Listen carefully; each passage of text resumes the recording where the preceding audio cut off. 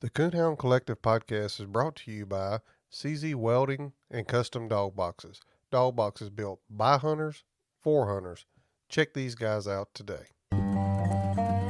This is your host, Jason Snellgrove, and I will be your guide as we journey down the road to pleasure hunt or hitting the long trail to those great comp hunts. This is the Coonhound Collective podcast.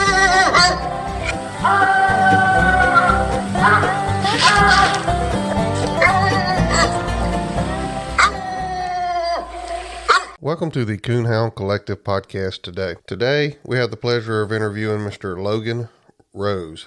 Logan information was sent to me by Dalton. And Dalton, I'm not even going to try to say your last name because I don't want to mess it up, but it's ARNDT. And I appreciate you sending me Logan's information. And Logan, how's it going today? I'm good. How are you? Oh, man, can't complain. It's Saturday morning, and we went and treated some coons last night. Won't you go ahead and tell us a little bit about yourself and where you're from? I'm Logan Rose, and I'm from Sand Gap, Kentucky. Just happy to be here, really. So where is Sand Gap, Kentucky at? Is it you in East or Western Kentucky? Yeah, I'm in eastern Kentucky. Not far eastern, but far enough to still be in the mountains. Oh, okay. What kind of hunting do y'all have out there? Is it all mountainous, or do you got some rolling hills, river bottom stuff, or what you got? It's a lot of creek bottoms, a lot of government land right here around home. A lot of cliffs, real steep. Not a lot of coons. A lot of people probably quit if they had to hunt around here all the time like we do. I mean, you go tree 1, 2 singles, and you're doing pretty good, especially if you hunt right here close to home. Well, I can definitely. Like we talked before I hit record, I can relate to that. We do not have a very good coon population right here where I'm at, and the hunting's pretty rough. We have to, like I told you, we drove about an hour north last night to go hunting and get into some a little better coon. So I definitely can relate to that. That's about how it is for us too. I mean, not for last, we drove right at 2 hours to get into some good hunting. We still had some snow on the ground. I think we ended up treating 4 singles, but I mean, we hunted till 12, 1 o'clock and got started right after dark. So, I mean, that was a 5 or 6 hour period to treat 4 singles. So, still wasn't too good, but it was pretty rough conditions. Yeah. Well, that's about the same deal with us. We started right after dark, and I got home about 1. So that it took us that long to get 3 in a den. So, and that's in our good coon hunting. How'd you get involved with messing with these old dogs? Oh, well, it's been kind of a family thing for way before my time. My great uncle, he's coon hunted for 50 some odd years. I mean, he still does, and he's in his 70s. My dad and my uncles, they all coon hunted up till about the time I was born in 2002. And my dad was trying to coach basketball and coon hunt and raise me, and my mom told him something was going to have to give, something had to go. So he chose to let the coon hunting go. And a couple years went by there, and he got to hearing guys talking about squirrel hunting with dogs, so he went and he bought me a female cur pup when I was 2 years old. And then I squirrel hunted with him, and up till I was probably, I don't know, freshman in high school. And I went squirrel hunting one evening, and the old dog I was hunting slipped off at the edge of dark. When we found her, she had a couple coons to eat. It's been kind of all she wrote since then. That's all I wanted to do. So you mentioned squirrel hunting there, and we kind of touched on that because I noticed on your Facebook page you had some stuff about squirrel hunting, and I know you hunt a hound for coon hunting. What's some of the differences in hunting a cur dog versus hunting a hound? To me, some of the biggest ones would be kind of temperament. A lot of male curs are a little more on the ill side, and then you can correct a hound a little more than you can a cur. They're kind of touchy, just kind of sensitive. And then mouth, hound's gonna have a better mouth. They're probably gonna be a better tree dog. Probably gonna hunt a little harder. I mean, there's a lot of hard hunting curs. Don't get me wrong, but as far as just blowing in there and stuff, hound's gonna hunt way harder to me from what I've seen over time. Yeah, and I'm squirrel hunting a hound right now for a guy, and it seems like he's got too much nose. He just makes too many trees for me right now. But the cur's going to be pretty accurate. Yeah, so we're going to talk about some of your competition coon hunting here in a minute because we definitely want to talk about Echo and some of the stuff y'all have done and kind of what Echo's out of and stuff. But do you competition hunt, squirrel hunt as well? I would if I could get a dog to suit me, but I've not got one that suits me good enough to take to town right now. I went and spectated the NSD Junior World Hunt there early December, and it was impressive. A close family friend ended up getting second in it with a nice cur he's got, and it was neat. It was a lot like coon hunting, but we treated a lot more squirrels. I'm sorry. It was just fast paced, something always going on. It was a lot of fun. I think I'd really like it if I had one that suited me good enough to take to town. And we're going to get back to coon hunting here in just a minute, I know, but if a fella had a dog, a young cur dog or feist or something, and wanted a squirrel hunt, what's some tips you could give to help somebody get going? Just keep it in the woods. I mean, you don't have to hunt it all the time, but I mean, make what time you hunt it count. I mean, try to hit the woods when the squirrels are going to be stirring. I mean, early in the morning, late in the evening. Just try to keep them where there's a few squirrels and let the natural ability kind of come into play. Yeah, I can definitely relate to that. I told you for a hit, I've got a little Feist series, a little brindle colored Feist, and he kind of goes. I got a lawn care landscape business, and he kind of goes with me everywhere. And we ground some stumps up, and we were in some parks, and there was nobody in the park, so I just let him out, and there was a squirrel on the ground, and he about caught that joker before he got up a tree. So, yeah, I can definitely relate to that. What was your cur dog there treat the coon? Did you just go to coon hunting that cur dog, or did you get you a hound at that time? For a while, yeah, I'd hunted the cur, and we treated a lot of coons with her. She took to it. She had a lot more drive than some curs would have. I trade coons with her in this country at a mile and a half. I mean, she's my favorite one I've ever got to turn loose as far as cur wise. But then we had some young dogs here, and I kind of stole it from Dad. Really, it was his pup, and I traded it off and ended up with a walker dog off a track man. And all it want to do is run track. Not hating on the track man stuff, but it's just what it done. And I kept trading around. I finally got into a couple of English dogs there that I traded some coons with. And then my uncle come up with my Echo dog's mother, and she was a nice old dog. And I think I used a bunch of my savings money and all my Christmas money that year.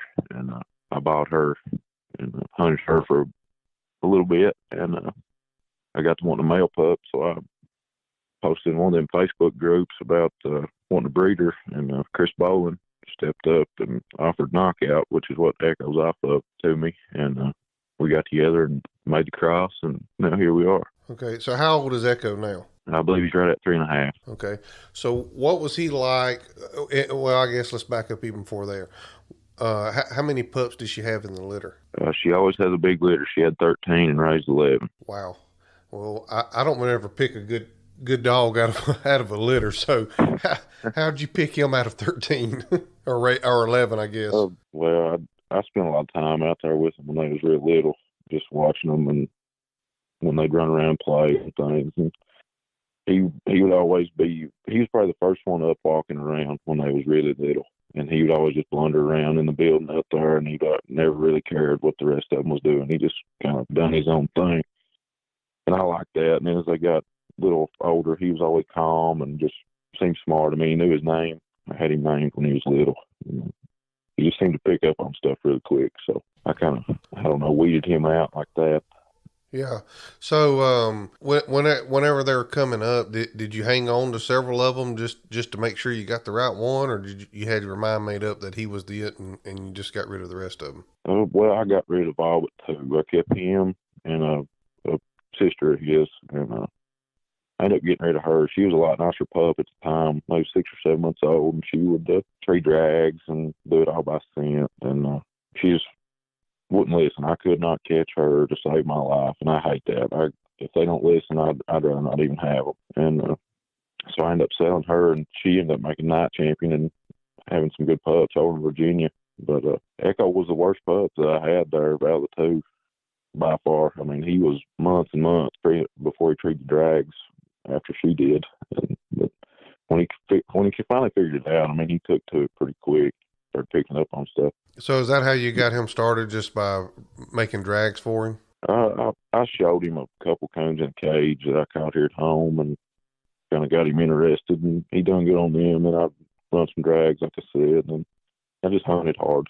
I hunted him with his mother for a long time there. He would run track with her, but he never would tree, and that's part of it. I'd rather one run first than tree. before is in trees and run. But he was pretty easy starting. I mean, he always had to go. I mean, he wouldn't stay gone, but he'd go in there and blunder around a little bit and he'd come back. So he kept me interested, kept me wanting to go. Yeah. So, how old was it before he clicked over and started treeing with the other dog and then kind of splitting off away from the other dogs? The first coon he treed, it's kind of an accident. I tell everybody it was an accident. His mother, Gypsy, she made a den tree up on the bank, and he was down on the creek just running back and forth. And I just let him run down there. I just kind of let him figure it out on his own, at his own pace. I went to recut her down the creek. I took her down there going to let her help him on that track. I thought it might have been a different coon. I recut her down the creek, and he just loaded up tree right behind me. I mean, I could have threw a rock and hit him. He was on a little tree, not much big. I mean, it's probably smaller than your forearm. Had a big coon up there. He was 7 months old. And I thought, man, I've really got it going on now. And that joker, he went 2 months before he made another tree. He was 9 months old and split. I think he was right at a mile in this government on a big den. And we beat and thumped and squalled, never could get a coon to come out. But he stayed treed in there, 9 months old, split for what it probably took us 30 minutes to get in there. And up to that point, he'd probably just had that one coon shot out to him and then whatever ones he treed with his mother on. And then he went another 2 months, and he was 11 months old, and I went with J.R. Gray up northern Kentucky hunting. It was kind of weird as things played out. He was hunting the Connor dog that he wanted the TOC with as a young dog. They're right at the same age. And Echo made, I think he made 2 slicks that night. He missed a coon by a tree or two, and then he made just a gut slick on the creek bank. And I petted on him like he'd won the world hunt. I don't remember what J.R.'s Connor dog done. They was just big dumb pups. And then that next night I come back home, and I had a pretty loaded spot out here. Guy had deer feeders, and I socked Echo on that holler, and he treed 2 singles, just like he'd done it his whole life. I just laid into him after that, finally got him stretching out, grabbing a different gear, sinking in the country. It's just kind of been pedal to the metal ever since. Yeah, and it's, hunting puppies is a double-edged sword. To me, I used to do a lot more puppy hunting than I do now. When those dogs, you can see that switch starting to flip for them. Boy, it gets exciting, and it's rewarding to us as the handler too. But at the same time, it can be really frustrating. And sometimes you just got to lay out there with it and kind of push through. Oh yeah, my mom kind of stayed upset with me when I was hunting so hard because I hunted 7 nights a week, whether I needed to or not, weather or what was going on. I come home when hunting. She finally kind of lit up and let me go whenever I needed to. So yeah, well, and you know what? When those young dogs come on, you're trying to get them over that hump. Sometimes it takes that, just putting them in the woods and staying after them and hunting them hard. And then I have seen it the other way where some pups you just need to kind of back off and give them a little breather. But most of them, you got to kind of push them to get them over that hump. And I've got one out here in the kennel now that she's about made me pull my hair out because I can't get her. I've laid her up. I was hunting her. I mean, I hunted the hair off of her and couldn't get her over it. So I thought, well, I'm gonna go the other way. And now I've laid her up. So it's about time to drag her out and see if she's ready to get her mind right. So how old was Echo when you put him in his first cast? I want to say he was 15 or 16 months old. We went to a UKC doubleheader, and if I remember right, I think we won early and late. Okay. He done a pretty good job in his first cast. He split, had a coon to win, and I can't really. It's been way too many casts ago. I don't remember exactly what happened in the late round, but we ended up with double wins, so I was really pleased with that. So whenever you ended up with the double wins, well, let me back up. I guess at this point. So he's 3, so that'd been about a year and a half ago. Yeah, so yeah, well, they had the TOC going. Did you have it in your mind at that point that, after he won those 2 back-to-back, that, hey, I can get 3 more and I can be qualified to go hunt at the TOC? Or was that even on your radar with him at that time? I actually got him qualified. He was qualified for the first one. And I think somewhere a little bit before that, I sold half of him to Chris Hatfield, I believe is how it went. And it come time, the Super Stakes and TOCs right there within like 2 weeks or something. I think that's how it falls. And it come time, Hatfield was going to book my room for the Super Stakes. I didn't have his DNA done right. I had I just had it analyzed or whatever. I didn't have the profile done, so it wasn't in the system right or whatever. So I couldn't hunt the Super Stakes. And then it was somewhere right around there. He ended up catching Lyme disease, and I didn't get to go to TOC. So I was kind of heart broke over both of them. One of them was my fault, and one of them just, I guess it wasn't meant to be. And then I ended up going with Chris Bowen that owned Knockout, or still does, and I went with him to the TOC, and I think he ended up in the top 15 that year. So I ended up going anyway, but just not hunting my dog. Yeah. So all right. So he gets Lyme disease. What did you have to do to get him over all that? It took a long time, a lot longer than I would have liked it to, but I just treated him with Doxy, antibiotics they always give for it, and it took a long time to get halfway right. He still has bad flare-ups now. I mean, there was a spell there back in the summer. He went 2.5 weeks and made 1 tree. So whenever they're going through that, I've not had a dog with that issue, but when they're going through that, is that mainly what you see, where they're not making trees or they're missing, or what? How they operate when they're going through that? Are you tired of whipping, scolding, and shocking to make them get alone? Is your buddy tired of helping you set your dog up for correction night after night? Do you really want your dog to be alone because you forced him to be? Or would you rather him be alone because he wants to be? Grand Night Champion Small Town Lone Survivor is the product of over 25 years of strong natural-born independent traits. This bold trait has been passed down from generation to generation and is showing up in Loner offspring today. Loner is a direct son of Hall of Fame Grand Night Champion Cabin Creek Rowdy and Grand Night Champion Lonesome Dove Lori. Loner has a booming mouth that is talked about in every cast he has been in, including the 2021 World Hunt Finals. Loner is a no-reverse, ball-mouth open trailer who ends it plussed up with a huge dying locate and steady chop. Loner loves getting split and is a stay-put gun-pressure tree dog. Loner's intelligence is also impressive. He knows over 12 voice and hand signal commands. Loner has a character that loves like Jesus, but he doesn't walk on water. If you're interested in breeding to Loner, contact Brett Stevens at Small Town English Kennels at 417-300-3777 or find him on Facebook.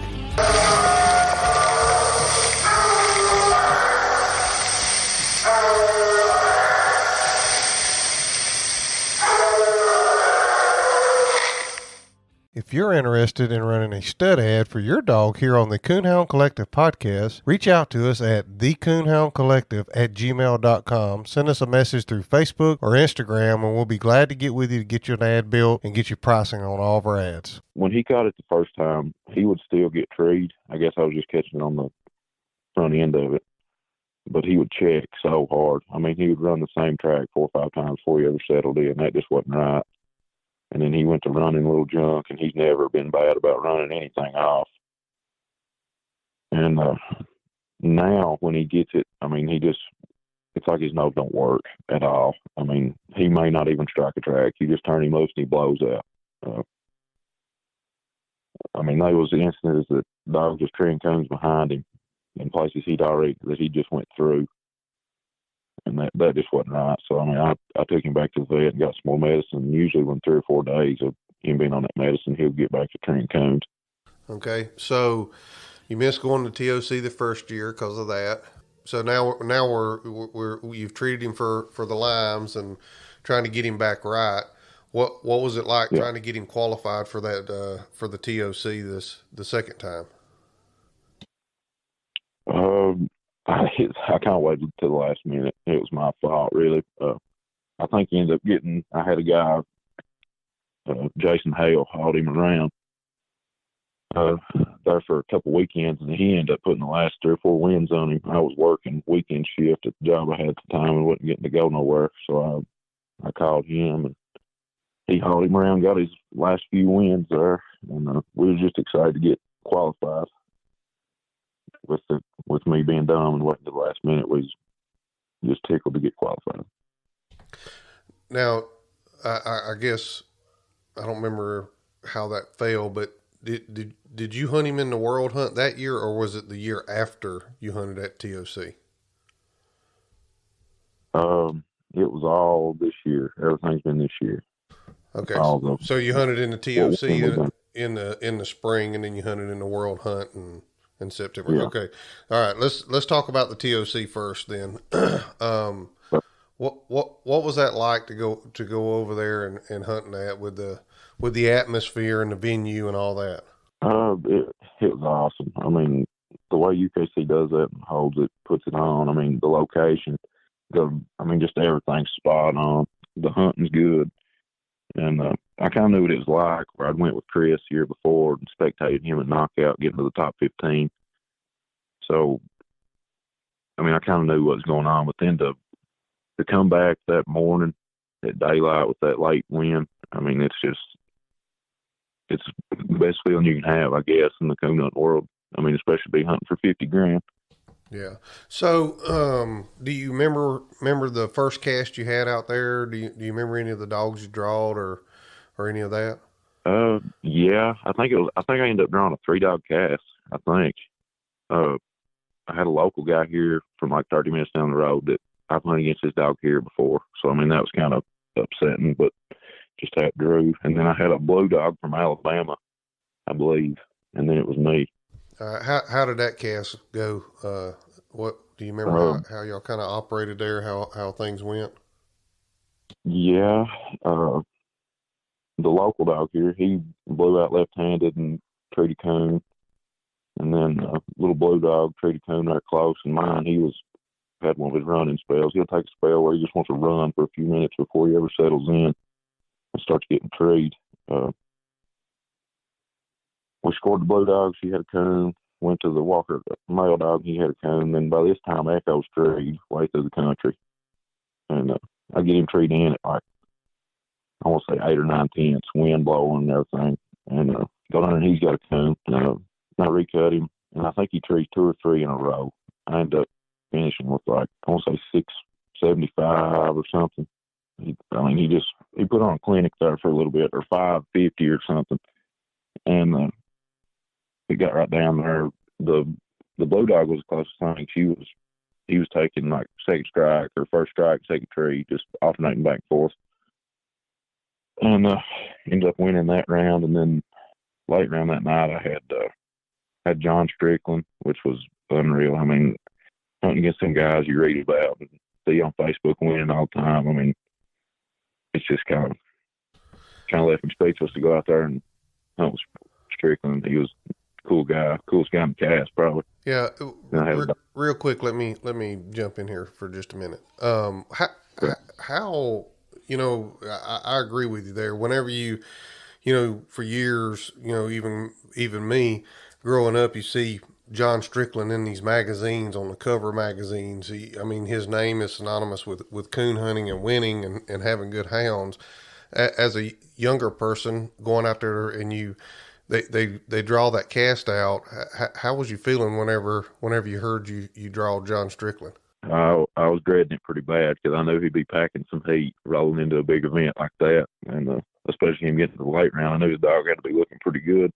But, I mean, we talked during the cast and joked around, cut up. I mean, he made it pretty easy to be comfortable in that cast. I mean, it was just a good experience all the way around. Yeah. Well, that's good. I've heard good things about John. I've never met him in person. I never hunted against him, but,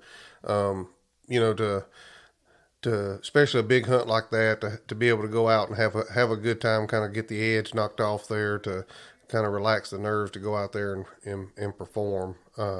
That's important for sure. So how did that cast go for you? Echo made a den right there at the beginning. Then we had a couple circle slicks in there in between. I don't know if they got circled or minused or what happened, and then I think Strickland withdrew. His page dog blew out. He went to get her, and dog made a circle tree there, and then the dog was treed there at the end to win. I think his name was Cowboy, and it come down to if he had a cone out, it didn't matter what I had, I was beat. And if he was circled or minused, I had a chance. And because up to that point, nothing to treat a cone. We'd make some dens, and I'd have called 1 or 2 of them a slick, but I mean, they got circled. But after that tree, Cowboy's tree, I had treed Echo in at another tree where I could hear him good. He was a little over a mile, I think, from that tree we were scoring last. So we had to go back where we heard him last. And we got down there so far, not even all the way back to where we heard him. And everybody could hear him through there. And we went there and he had a coon up a little bitty tree to win. And it was pretty surreal to walk all that just to get in there and him have a coon to win. Only coon we scored on in the late round. Yeah. So now you won early, you won late. Is this Thursday or Friday night? It's the first night of it, I want to say. Yeah, so Thursday. Okay, so you hit the bed. You got to wake up Friday morning. You got to be feeling pretty good. You won both casts and treed the only coon to win late. How are you feeling going into Friday early?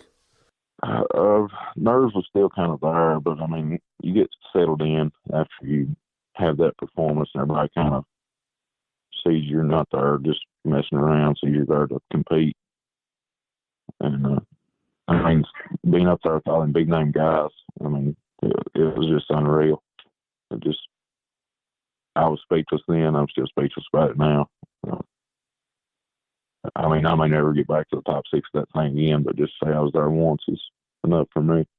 Yeah, hey, that's more than what a lot of folks is doing. That's for sure, buddy. You know, that's a pretty good accomplishment. So how does Friday go for you? I think that was the heads up round, I believe, right? Top 6. I think so. Could be, yeah. I do Dominator and Joe Manning. Well, you they had been on a rock. You didn't draw a slouch that's for sure. No. And from what I seen, we was hunting 2 completely different style dogs. Dom was more of just a blow in there, get treed, have his coon. I mean, and that's what he done. I mean, we cut loose, and I've got more of a trailing style dog. I mean, he can jam coons and tree layups and stuff too, but I mean, more times than not, mine's going to run a track before he gets treed. So Dom does his thing. He jams a coon right there, right down this lane, like 200 yards right beside the road we was walking down. And mine's running a track. He finally swings over here left-handed and treats a coon. So I think Dom's up 25 or something. It's how it played out at 50. And he recuts Dom, and he treats a coon. And we get in there scoring his tree, and Echo was like 120 yards from Dom running. So we get Dom off his coon, and we walk like 60 yards right at Echo. And I personally think we kind of walked in on him because I've never had him quit a track and come to me. But either way about it, he come to the cast, and I took a minus there. And so Dom's recut, and I recut Echo off of that. Echo treats another coon left-handed. And then at this point, I think Dom's up 50 or something. Dom struck in through the country, and by this time there's like, I want to say 14 minutes and 40 seconds left, I think's what it was. And I'm standing, or 18:40, I'm sorry. And I'm standing there, and the 8's working on Dom. He struck and ain't made a sound for a while, so I'm standing there kind of leash locked. And I stand there the whole 8 minutes. I got to stand there with my dog on the leash, and I recut him after the 8 catches Dom. He blows run through there and gets treed 4 minutes after the hunt with the coon to win. So Dom won. It's just kind of a bad break, I guess. Yeah. So that put you out, and you ended up at number 6, right? Is that right? I don't know where I finished exactly, but 6 is more than good enough, I guess. Yeah, for sure. Okay, so you obviously you went out there and held your own with some pretty decent dogs. Now we're coming into spring, early summer. Had you already had Echo qualified for the world, or was you looking for a RQE to hit to get him qualified, or what was that something that you just went to a local UKC hunt that just happened to be a RQE and got him qualified and said, hey, I'm going to take him to the world type thing? Was that even on your radar to do? Hey guys, this is Jason over at the Coonhound Collective podcast. Is your dog box starting to get wore? Maybe it's starting to get a little cracked like mine is. Maybe you've just been thinking about it's time to upgrade to a new box, but You've asked your buddies and you're just not real sure what direction to go in? Well, let me help you out here. Go check my friends out at CZ Welding and Fabrication, Custom Dog Boxes and Aluminum Products on Facebook. You can check out all their custom work they do there and their designs that they do. If you don't see something that you don't exactly like there, reach out to Nathan at 540-810-5439, 540-810-5439, or send him a message through the Facebook page. I bet he can fix you up. Don't wait till fall to get that new dog box. Go ahead, get that dog box now. Get you something looking good in the back of your truck that you can be proud of and that you can haul your dog around in comfort. Check my friends out at CZ Welding and Fabrication. You won't go wrong. Dog boxes built by hunters for hunters. Get yours today. CZ Welding and Fabrication. Me and my buddy that I ended up, he now later on down the road, he owns a part of Echo, Logan Estridge. We got to looking around for RQE to go to because neither one of us is qualified. He's got a different dog he hunts. So we found one that was like 2 hours away. It was one of the only ones left. Again, we waited till right at the last minute to try and get qualified for something. And so we rolled into, I think we was in Cecilia, Kentucky, where we was at. I drew Stephen Basham and the buddy dog that he does all the winning with. And a couple local guys there. And ended up Echo Tree, the only coon we seen again. And won with 2 1/4 or 200 or whatever it was, and got qualified for the world. So where'd you go hunting zones at? Portland, Indiana. All right.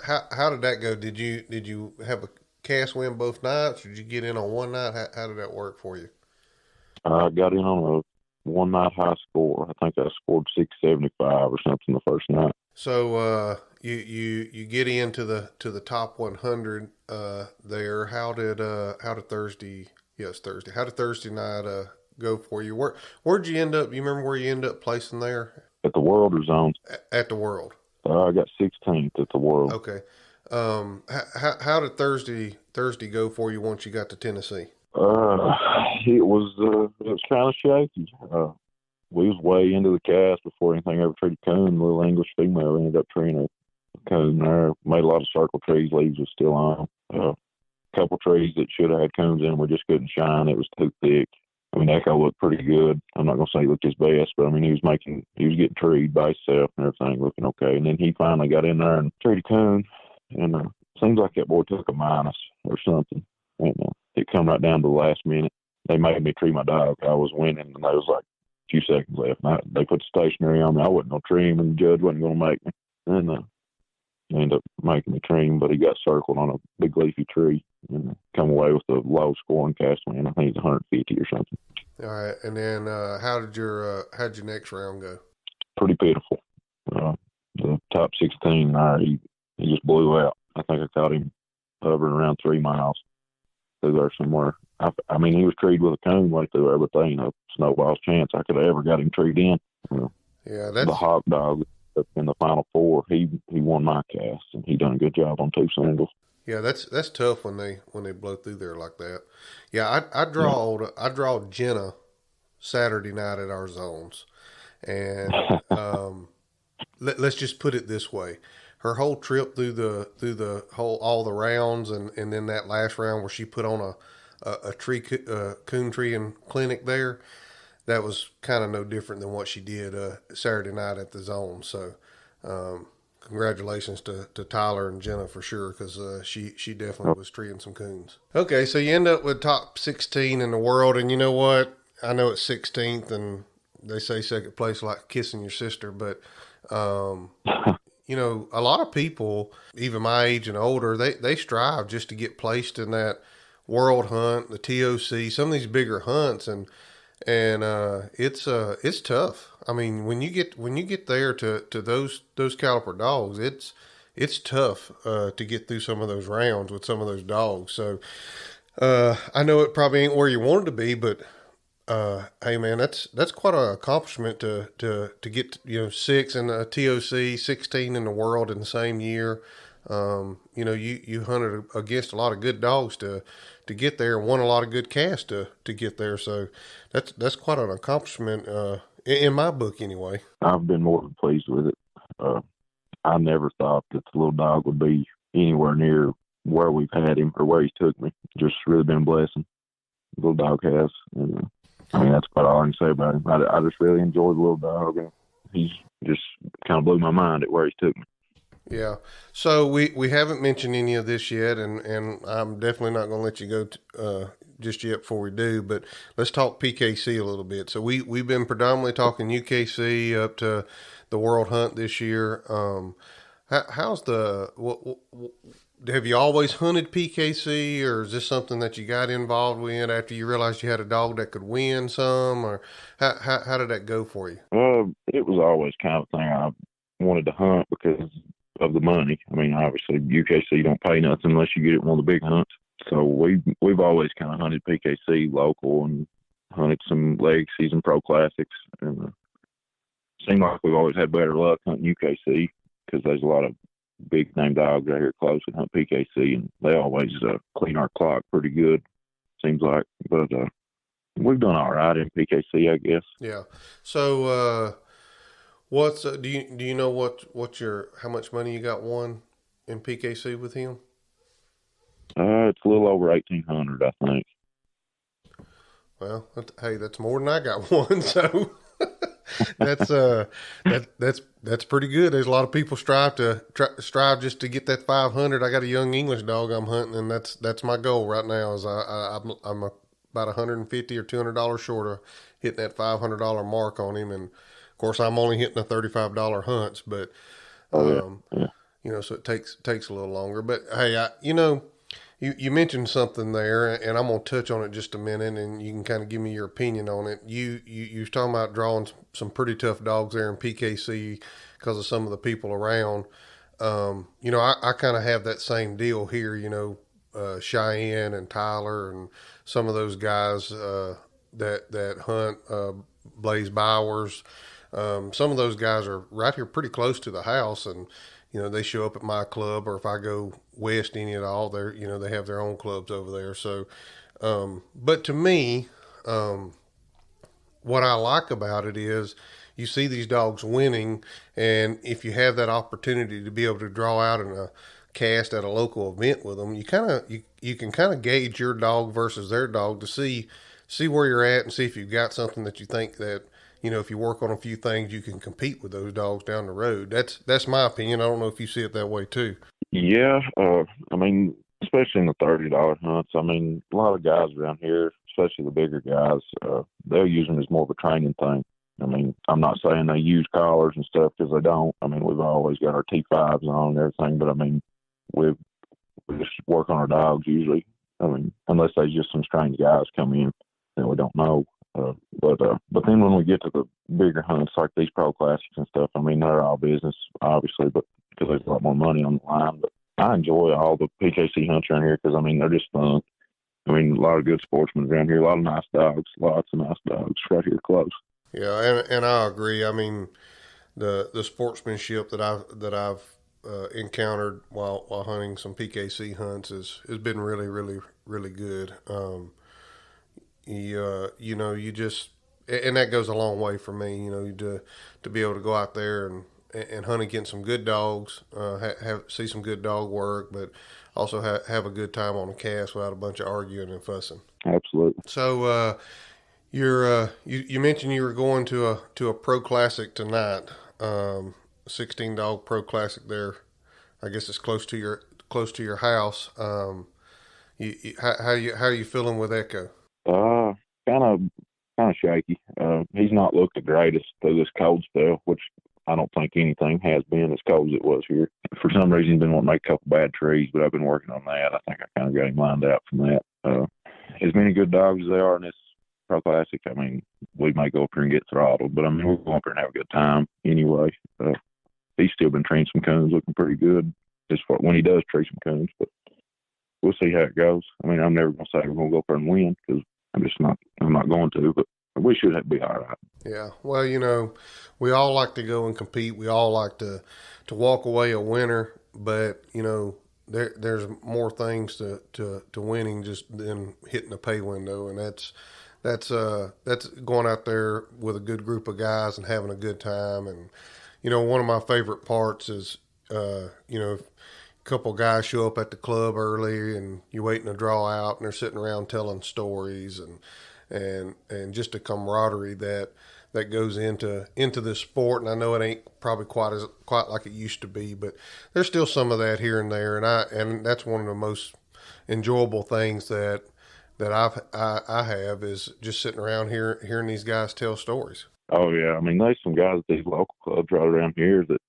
I've never seen them turn a dog loose. I mean, I know they hunt and have hunted, but I mean, they'll come to these local $30 hunts or the UKC doubleheaders, and they'll just sit in the clubhouse and tell a bunch of wild old stories and just shoot the breeze. And that, like you said, that's one of my favorite parts too. I've sat and listened, never say a word, just kind of take it all in, and definitely makes it worth the while.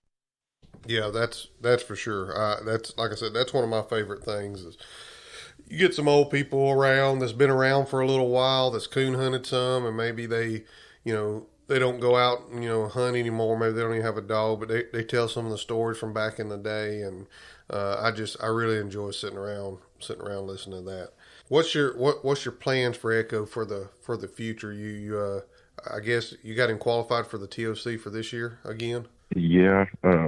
I think it was some kind of deal they had there. If you got so far into the TOC, you're already qualified. I think the top 6 was automatically requalified. So that saved me some running. But as far as this year, I mean, we're just going to hit the same things. Hopefully some more PKC events. Going to try to shoot for a little higher money earnings on him in PKC by the end of the year. But other than that, we're just going to hit the same things in UKC, the World, and the TOC, and hopefully the AKC World again when it rolls around, and just see how things go. We've been at it about 45, 50 minutes now, and I appreciate you taking the time to get on here this morning to kind of talk about Echo and some of your hunting and stuff. And is there anything that you can think of you want to add, anybody you want to thank or shout out to? I mean, first and foremost, I want to thank God. I mean, I couldn't do none of this without him just watching over me and keeping me safe and everything. And then my parents, they've always supported me through all this, especially my dad. He's one got me into this whole big wide world of dog hunting. And then just everybody that's helped me along the way. Brandon Scaff and J.R. Gray, Eric and Chris Boland, Randy Sizemore, Logan Estridge. I mean, without all these guys, I mean, we'd never be where we're at. They've helped me tremendously, teaching me things and just showing me the ropes of how to get one ready for a hunt. And then my new partners on Echo, they're a big help. Randy Sizemore and Logan Estridge. I mean, they keep me hunting all the time and somewhere where there's coons, and just, I'm sure I've left people out that I need to thank, but there's just too many of them to mention them all, I guess. Yeah, well, that's kind of the way it is when you get good people around you. There seems to be more of them than you can remember whenever you kind of put on the spot like I did there with you. But I'm sure you're very thankful for all of the ones, anybody that's encountered to help you. I know I am, and I know most people I talk to is the same way. So, but hey, if you don't have anything else to add, man, I think it's been great. I enjoyed getting to talk with you, and I think we're at a good spot to stop this thing about right here. Thank you for having me. I've really enjoyed it. Yep, no problem. And good luck tonight, and good luck at the TOC this year. All right, I appreciate it. All right, buddy. Thank you. Thank you. Bye-bye. Thanks, guys, for listening to the Coonhound Collective podcast today. We really appreciate you taking your time out of your day to listen to the podcast. If you don't mind, head over to Facebook and give us a like, and head over to Instagram and give us a follow. It's both at the Coonhound Collective. Also, if you would like to reach us here at the Coonhound Collective, you can reach us at thecoonhoundcollective@gmail.com. If there's someone that you would like to hear on the podcast or a product that you would like to hear talked about, please send it to thecoonhoundcollective@gmail.com. Thanks again. Have a great day.